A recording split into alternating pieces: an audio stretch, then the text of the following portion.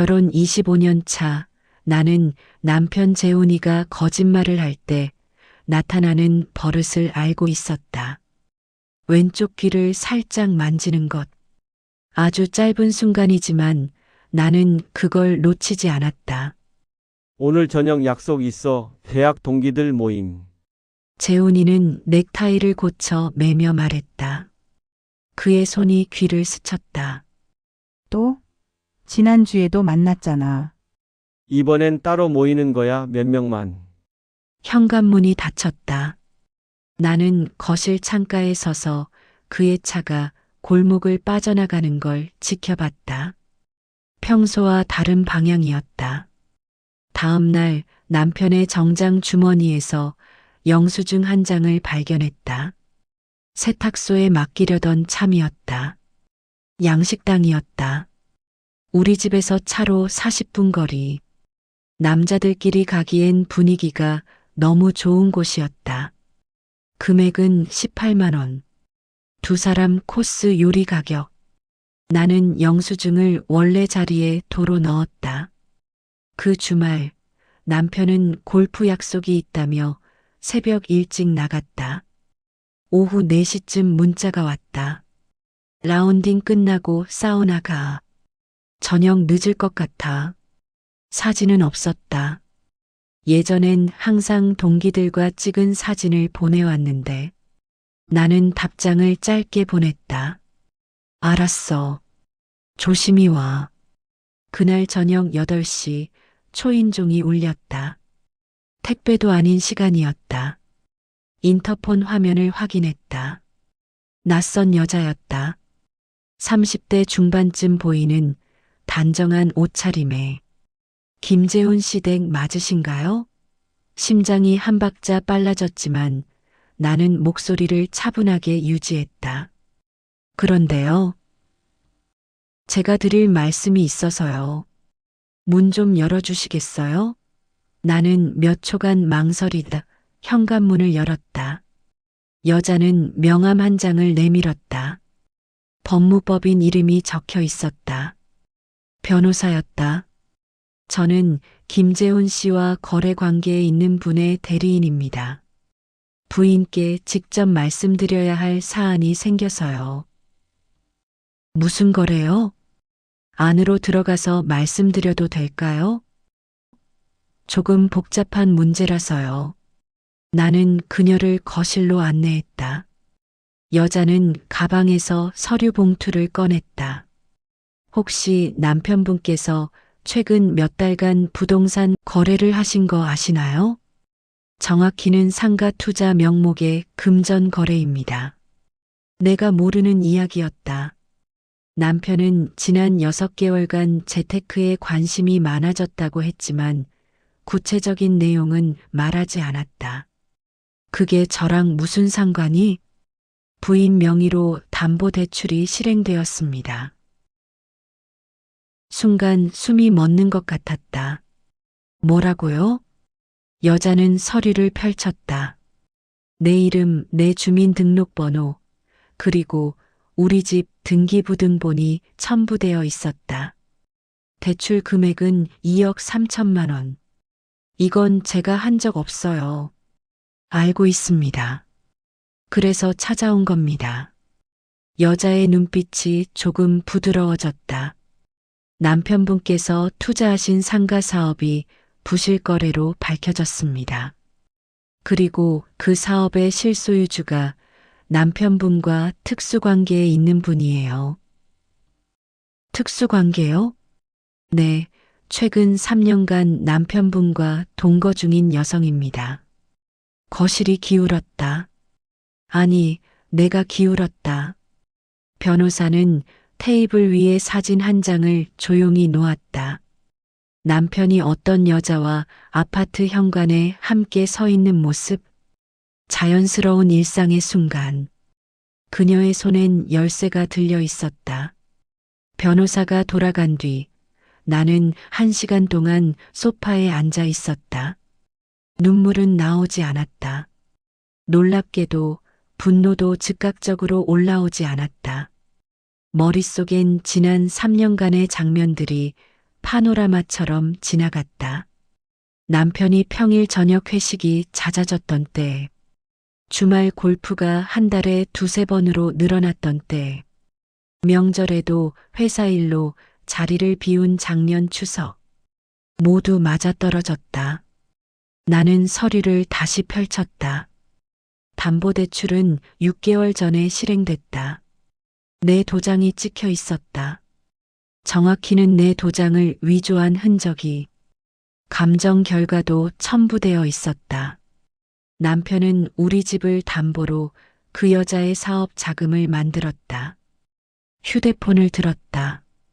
남편에게 전화를 걸까 하다가 멈췄다. 아니, 아직은 아니다. 나는 서재로 가서 오래된 파일 박스를 꺼냈다. 결혼 후 25년간의 재산 관련 서류들, 등기부등본, 통장 사본, 보험 증서, 하나하나 확인하기 시작했다. 3시간 후 나는 묘한 걸 발견했다. 남편 명의 예금 중 하나가 작년부터 매달 150만 원씩 자동 이체되고 있었다. 받는 계좌는 LH 건설 프로젝트 투자조합. 처음 듣는 이름이었다. 새벽 2시 남편이 돌아왔다. 술 냄새가 났다. 아직 안 자? 잠이 안 와서. 요즘 왜 그래 갱년기야? 남편은 욕실로 들어갔다. 샤워 소리가 들렸다. 나는 그의 가방을 열어봤다. 지갑 안에 카드가 한 장 더 있었다. 내가 모르는 카드사였다. 부가 카드도 발급되어 있었다. 다음 날 오전 나는 은행에 갔다. 상담 직원에게 남편 명의 대출 내역을 조회할 수 있냐고 물었다. 배우자라도 본인 동의 없이는 어렵다는 답변이 돌아왔다. 그럼 제 명의 대출은요? 그건 당연히 가능하시죠. 조회 결과는 충격적이었다. 내 명의로 실행된 대출이 3건 더 있었다. 총 4억 5천만 원. 모두 지난 1년 사이에 이루어진 거래였다. 이거 저 한 적 없는데요. 직원의 표정이 굳었다. 신분증 위조나 대리인 사칭 가능성이 있습니다. 금융감독원에 신고하셔야 할 것 같은데요. 잠깐만요. 나는 자리에서 일어났다. 신고는 제가 좀 더 확인하고 할게요. 집으로 돌아오는 길 나는 한 사람을 떠올렸다. 남편의 친형 김재석. 대형 건설사 부사장을 지내고 지금은 은퇴해서 지역 경제인 모임 회장을 맡고 있는 사람. 재석 아주버님은 남편을 늘 아끼고 자랑스러워했다. 우리 집안의 자랑이라고 말하곤 했다. 가족 모임 때마다 남편을 치켜 세웠다. 하지만 나는 알고 있었다. 아주버님이 가장 중요하게 여기는 게 뭔지. 체면과 가문의 명예. 나는 아주버님께 전화를 걸었다. 아주버님, 저예요. 한번 배워야 할 것 같아서요. 무슨 일이야? 목소리가 안 좋네. 전화론 어렵고 댁으로 가뵈어도 될까요? 그래. 언제? 지금 가도 될까요? 잠시 침묵이 흘렀다. 그래 와. 아주버님 댁은 고급 주택가에 있었다. 형님은 차를 내오고 자리를 비켜줬다. 나는 준비해간 서류들을 테이블에 펼쳤다. 아주버님은 10분간 아무 말 없이 서류를 읽었다. 손이 미세하게 떨리는 게 보였다. 이게 정말이야? 네. 그리고 이것도요. 나는 사진을 보여줬다. 남편이 그 여자가 함께 있는 다른 사진들. 변호사가 추가로 전달한 자료였다. 아주버님의 얼굴이 굳어졌다. 재훈이가 이런 짓을. 아주버님, 저는 이혼하려고 해요. 아주버님이 고개를 들었다.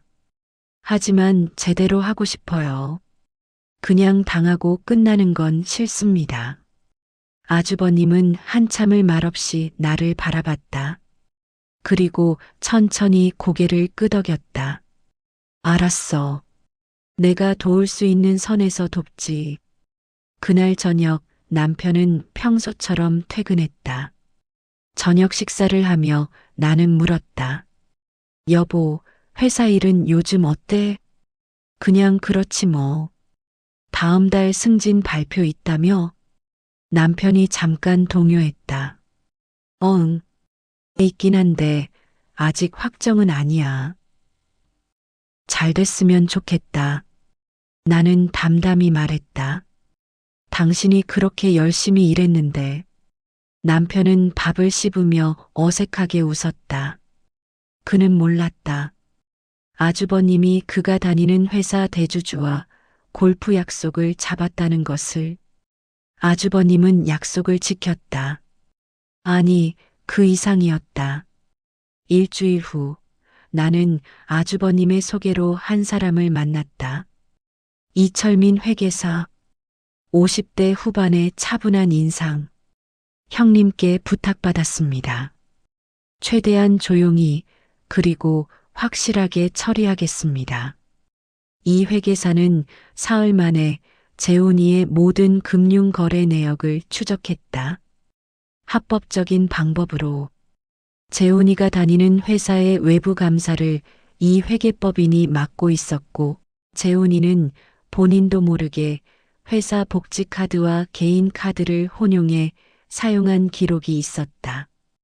횡령까지는 아니지만 회사 규정 위반은 명확합니다. 이 회계사가 보고서를 건넸다. 그리고 이 부분 보세요. 부인명의 대출금 중 1억 2천만 원이 LH 건설 프로젝트로 들어갔는데 이 조합은 실체가 없습니다. 페이퍼 컴퍼니예요. 그럼 돈은 어디로 간 거죠? 대표 개인 계좌로 전액 인출됐습니다. 그리고 그 회계사가 사진 한 장을 꺼냈다. 바로 이 여성입니다. 남편이가 함께 살고 있던 여자였다. 이름은 한지영. 나이는 36. 이 여성은 과거 유사수신 전과가 있습니다. 집행유예 받았고요. 나는 사진을 오래 들여다봤다. 묘하게도 감정이 동하지 않았다. 단지 사실들이 맞춰지는 느낌. 남편은 이 사실을 알까요? 글쎄요, 모를 수도 있습니다. 아니면 알면서도 묵인했거나. 다음은 뭘 해야 하죠? 회계사가 파일을 닫았다. 일단 대출 사기건으로 고소를 준비하세요. 부인명의 무단 사용은 명백한 범죄입니다. 그리고 그가 잠시 망설였다. 형님께서 회사 쪽도 움직이신다고 하셨습니다. 다음 주 월요일 재훈이는 회사에 출근했다가 임시 감사 통보를 받았다. 갑작스러운 내부 감사. 남편이 속한 부서 전체가 대상이었다. 그날 저녁 남편은 창백한 얼굴로 돌아왔다. 회사에서 무슨 일 있어? 아니, 그냥 정기 감사래. 그는 거짓말을 했다. 이번엔 귀를 만지지 않았다. 손이 너무 떨려서. 나는 아무 말하지 않았다. 저녁을 차려주고 설거지를 하고 평소처럼 행동했다. 사흘 후 남편에게 인사팀 호출이 왔다. 회사 자산 사적 유용건, 징계위원회 회부. 그날 밤 남편이 처음으로 무너졌다. 형한테 전화 좀 해줘. 형이면 뭐라도 해줄 수 있을 거야. 왜 아주버님한테? 대주주가 형 친구잖아. 그건 당신이 하는 게 맞지 않아? 남편은 휴대폰을 여러 번 들었다 내려놓기를 반복했다. 결국 전화하지 못했다. 그는 몰랐다. 형님이 이미 대주주에게 전화했다는 것을. 동생 일은 원칙대로 처리해주게. 내가 봐주길 바란다면 그건 회사에 대한 모욕이야 라고 말했다는 것을. 일주일 후 나는 경찰서에 고소장을 제출했다. 배우자 명의 도용, 사문서 위조, 대출 사기 방조. 남편은 그날 저녁 늦게 귀가했다. 출석 요구서를 받은 모양이었다. 당신이 날 고소했어? 미쳤어? 우리가 부부인데. 그래서 더 고소한 거야. 남편이 소파에 주저앉았다. 지영이가 그런 게 아니야. 이건 오해야. 오해든 아니든 이제 법이 판단할 거야. 당신 이러면 나만 죽는 게 아니라 당신도 끝이야. 집도 다 날아가고. 가압류 신청했어. 당신 명의 전부. 남편의 얼굴이 하얗게 질렸다. 그리고 한지영 씨한테도 연락했어. 내일 같이 경찰서 가자고. 뭐? 사기건으로 따로 고소할 거거든. 당신 것도 포함해서. 남편은 아무 말도 하지 못했다. 다음 날 아침 남편은 집을 나갔다. 한지영에게 가려는 것 같았다. 나는 그를 막지 않았다. 2시간 후 남편에게서 전화가 왔다. 지영이가 사라졌어. 집도 비었고 전화도 안 받아. 그럴 줄 알았어. 그 사람 당신이 경찰 조사 받는다는 거 알고 도망간 거야. 당신 혼자 뒤집어 쓰라고. 남편의 숨소리가 거칠어졌다. 이 회계사 통해서 추적하고 있어. 곧 잡힐 거야. 미안해, 정말 미안해. 내가 잘못했어. 나는 전화를 끊었다. 그날 오후 아주버님에게서 연락이 왔다. 이번 주 토요일 가족회의 할 거야. 큰 집에서. 네, 아주버님. 재훈이한테는 아직 말하지 마. 내가 따로 연락할 테니까. 나는 알고 있었다. 그 자리가 어떤 의미일지. 토요일 오전 11시. 큰 집 거실에는 집안 어른들이 모여 있었다. 남편은 마지막으로 도착했다. 현관에 들어서는 순간 그는 분위기를 알아챘다. 형, 이게 무슨... 앉아. 아주버님의 목소리는 차가웠다. 남편이 내 옆 빈자리에 앉았다. 나는 그를 보지 않았다. 아주버님이 서류 뭉치를 테이블에 놓았다. 오늘 이 자리는 김재훈의 일탈 행위와 그로 인한 가족 피해에 대해 논의하기 위해 마련됐습니다. 형님, 저는 아직 내 차례 아니야. 시아버지가 서류를 집어들었다. 돋보기를 쓰고 천천히 읽어 내려갔다. 대출 내역, 위조 도장, 한지영과의 거래관계. 재훈아. 시아버지의 목소리는 떨렸다. 내가 정말 이런 짓을 했냐? 아버지, 그게... 예, 아니오로 대답해. 남편은 고개를 숙였다. 예. 거실이 무거운 침묵에 잠겼다. 형님이 입을 열었다. 동서 명의를 몰래 쓴 것도 모자라 그 돈으로 첩 사업을 도왔다는 거지. 첩까지는 3년을 같이 살았으면 첩이지 뭐야? 형님의 목소리가 높아졌다. 우리 집안에 이런 추문이 생긴 게 처음이야. 남편은 대답하지 못했다. 아주버님이 다른 서류를 꺼냈다. 회사 조사 결과야. 내가 지난 2년간 회사 법인카드로 개인 경비 처리한 내역. 총 3,200만 원. 형님, 그건 제가 다 갚을. 회사는 이미 너를 징계해고 처리했어. 어제 통보 나왔어. 남편이 고개를 번쩍 들었다. 뭐라고요? 내가 회사에 남아있으면 나나 대주주나 모두 곤란해져. 특혜 의혹이 생기거든. 형님이 막아주실 수도. 왜 내가 너를 막아줘야 하는데? 형님의 눈빛이 차갑게 식었다. 너는 내 가족도 제대로 지키지 못했어. 아내 명의를 도용하고 집안 재산을 위험에 빠뜨리고 사기꾼 여자한테 놀아났잖아. 남편의 어깨가 떨렸다. 형님이 나를 바라봤다. 동서, 어떻게 하고 싶니? 나는 준비해온 서류를 꺼냈다. 이혼하려고 합니다. 위자료와 재산 분할은 제가 입은 피해만큼 요구할 겁니다. 얼마? 현재 부채 4억 5천을 재훈 씨 책임으로 하고 집은 제 명의로 이전. 위자료는 별도로 2억. 남편이 벌떡 일어났다. 그게 말이 돼? 내가 어떻게 그 돈을. 내가 만든 빚이잖아. 아주버님이 조용히 말했다. 형님마저. 아주버님이 다른 서류를 한 장 더 꺼냈다. 참고로 한지영은 어제 인천공항에서 검거됐어. 필리핀 가려다가 잡혔지. 내가 대출받은 돈 중 2억은 이미 해외로 빠져나갔고 나머지는 그 여자 개인 계좌에 있었어. 남편이 그 자리에 주저앉았다. 그 여자는 너를 이용한 거야. 처음부터 넌 그것도 몰랐고. 시아버지가 지팡이로 바닥을 한번 쳤다. 이제 내가 할 일은 하나야. 조용히 정리해. 더 이상 집안에 피해 주지 말고. 그리고 집안 모임에 얼굴 내밀지 마. 너 보기 창피해서 못 다니겠다. 회의는 그렇게 끝났다.